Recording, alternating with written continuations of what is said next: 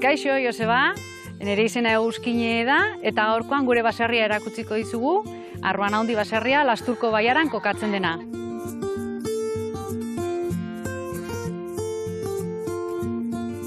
Gure baserria nire gurasoek erosi zuten 70. hamarkadan, gutxi gora bera, kaletarrak ziren, nire aita atzerritarra eta ama hemengoa, eta baserrira etorri ziren.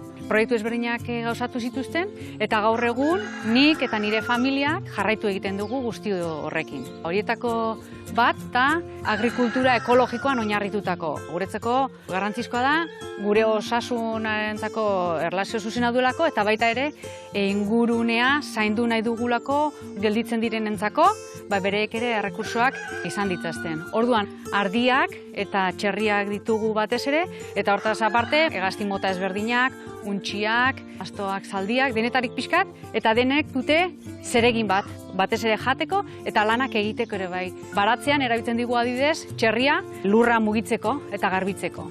Beste zutabe bata agroturismoa. Gipuzko mailan aurrenengoa izan zen, Euskadi mailan bigarrenengoa, aurrenengoa izan zen bizkaitar bat eta hilabete berean. Orduan, honera etortzen den jendea gure bizitza ezagutzen du eta parte hartu arazten diogu baita ere gure egunerokotasuneko lanetan adibidez, batez ere umeak. Eta gero beste zutabe bat da voluntaria dotza, batez ere egiten dugu lana WWF organizazio batekin, WWF da Willing Workers on Organic Farms inglesez, eta hau dira bolondrez moduan mundu osoko jendea etortzen da honera, jana eta loaren truke, eta bitartean gure etxean egiten ditugun lan guztietan parte hartzen dute. Orain arte etorri dira mundu guztitik, Kanada, Amerika, batez ere Europatik, alemanak, frantsesak, belgak, denetarik etorri dira, Israelko bat etorri zen, eta 4 urterako gelditu zen. Baina normalean, 2 aste minimo eta gero 2 aste hilabete edo egoten dira. Eta beste azkenengo puntua ere bai, orain dela 20 urte jarri genituen hemen eguzki plakak. Guk produktu ezberdinak egiten ditugu baserrian, batez ere gure familia elikatzeko, ogiak, mermeladak, baratzako produktuak, kontserbak eta bar, eta gero hortaz aparte haragia ere baserrikoa jaten dugu guk bakarrik, untxia, oioak, txerriak, arkumeak. Saltzeko kanpora freskotan daukagu arkumea eta txerria.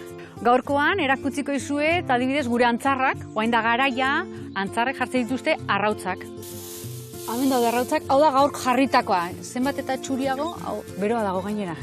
Hau eramango dut eta honekin prestatuko dugu gero zerbait goxoa.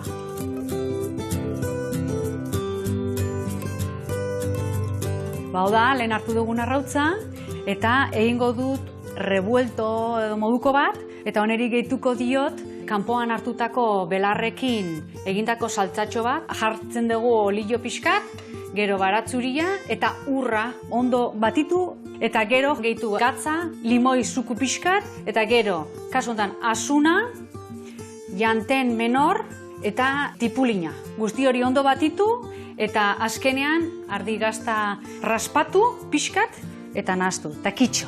Antzarraren arrautza dira oiloaren 3 arrautza bezala. Zapore antzekoa dago, pixkat koipetsuago agian. Orduan guk erabiliko dugu antzarrarena, dugu batitu.